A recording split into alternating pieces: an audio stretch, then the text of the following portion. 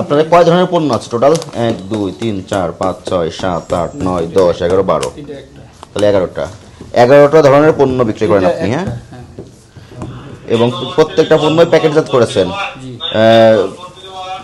প্যাকেটজাতকরণের যে অনুমোদনটা নিয়েছেন বিএসটিআই, সেই লাইসেন্সটা দেখাবেন।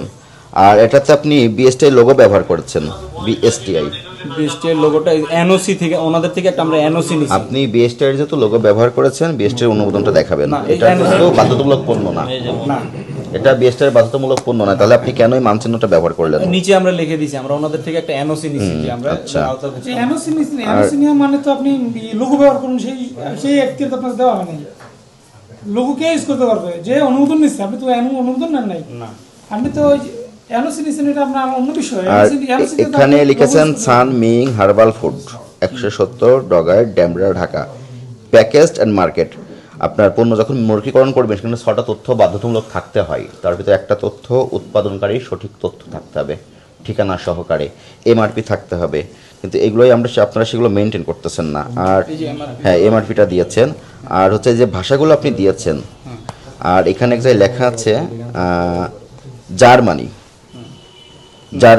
এই যে জার্মানি, এটা দিয়ে কি বোঝাচ্ছেন? একটু আপনি দেখেন একটু প্রোডাক্টটা, এটা একটা যে মাদার কোম্পানি যারা এটা গবেষণা করে, মাদার কোম্পানির সাথে আপনাদের কোনো চুক্তি আছে? আগে এক সময় ছিল। তাহলে আপনি এখন কেন করছেন?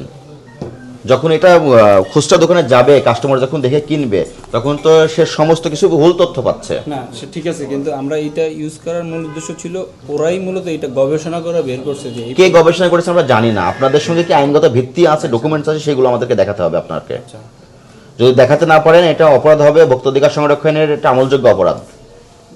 আপনি কেন জার্মান শব্দটা ব্যবহার করলেন? এটা তো জার্মান থেকে আসে নাই, আপনার এখানে তৈরি হচ্ছে। এবং আপনি যে পাতার কথা বলছেন, সে পাতাটা কোথা থেকে ইম্পোর্ট করেছেন, ডকুমেন্টস আমাদেরকে দেখাতে হবে। আচ্ছা, আমি আমাদের অফিসটা তো আমি ডকুমেন্টটা দিয়ে এসেছি হাতির বলে, এই যে ইনপুটের ইগুলো এখানে।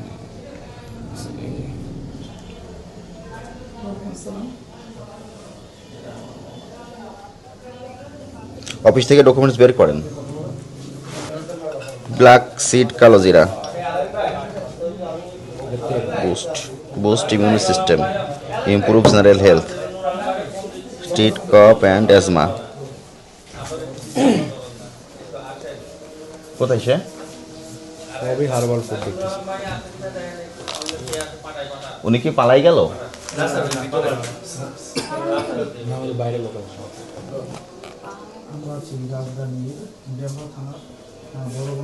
এই যে এনএসআই উনি বারবার ফোন দিচ্ছেন, একটু লোকেশনটা দেন তো, ওনার হোয়াটসঅ্যাপে পাওয়া যাচ্ছে না।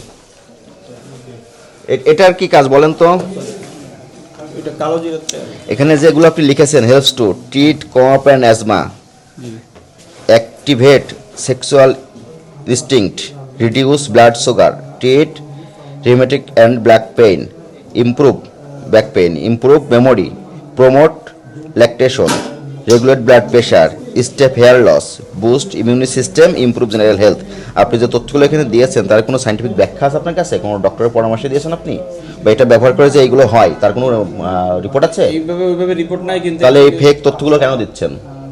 তেল থেকে যেটা আসলে হয়, আপনি যে তথ্যগুলো এখানে দিয়েছেন, এটাকে কোনো ল্যাবরেটরিতে পরীক্ষাগুলো পেয়েছেন, এক্সপেরিমেন্ট করেছেন? তাহলে কেন দিচ্ছেন এগুলো? নেচার ব্ল্যান্ড কি এটা কি আপনাদের কোনো ব্র্যান্ড? ডিপিটি এর অনুমোদনটা দেখাবেন, সেক্ষেত্রে পেটেন্ট প্রতিষ্ঠানের অনুমোদনটা দেখাবেন। জেনিয়াল গ্যারান্টেড হানি, 100% কেমিক্যাল মুক্ত খাঁটি মধু, জমে যেতে পারে, বোতলজাতকারী। এটা একটু বোঝান আমাকে। লিখলেন বোতলজাতকারী, সানমিং হার্বাল ফুড, উৎপাদনকারী ঠিকানা কোথায়? এখানেই তো এই যে 170 ডগার পুরো করা। এটা কি লিখেছেন? 170 উপরে কি লেখা? বোতলজাতকারী। আমি বলছি উৎপাদনকারী ঠিকানা কোথায়? তাহলে উৎপাদনকারী হিসেবে ঘোষণা দিচ্ছেন না কেন? এটা তো আমরা কিনে আনি। কিনে প্যাকেজিং করেন? জি। হ্যাঁ, জি। কোথা থেকে কিনে নিয়ে আসেন? কৃষক থেকে। তা আপনি তো উৎপাদন করতেছেন, এটা বোতলজাত করতেছেন, উৎপাদন করতেছেন, উৎপাদনও আপনি করতেছেন, প্যাকেজিংও আপনি করতেছেন, কিন্তু আপনি আপনার উৎপাদনের ক্ষেত্রে তথ্যটুকু হাইড করে কেন দিচ্ছেন? এখানে কি আমি তো আসলে তাইলে কি আমরা কি এখানে আপনাকে উৎপাদনকারী হিসেবে লিখতে হবে না, আমরা তো উৎপাদন আপনি তো কন্ট্রাক্ট গ্রোয়ার্স করতে পারেন, কৃষকের মাধ্যমে কন্ট্রাক্ট গ্রোয়ার্স করে আপনি প্যাকেজিং করতেছেন, দুইটা কাজই আপনি করতেছেন। আপনি যে বলেন কৃষকের কাছ থেকে কিনেছেন, পুরো রসিদগুলো দেখান। কৃষকের ক্রয় রসিদগুলো দেখাবেন।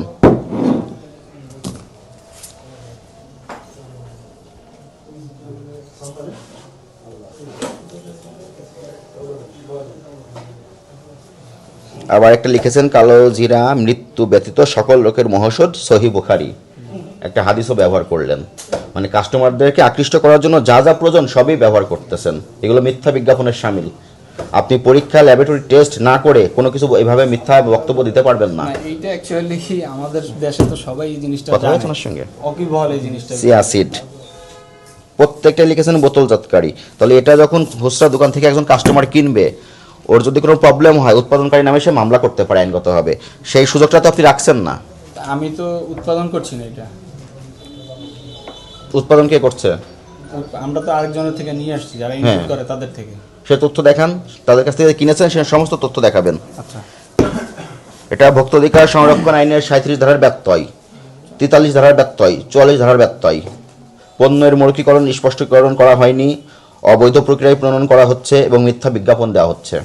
এই তিনটা ইস্যু আমরা আমলে নিব। যদি আপনি ডকুমেন্টসগুলো দেখাতে পারেন সেটা আমরা বিবেচনা করব, আর দেখাতে না পারলে এটা অবৈধ প্রক্রিয়ায় অননুমোদিত হারে উৎপাদন করা হচ্ছে এবং বিপণন করা হচ্ছে।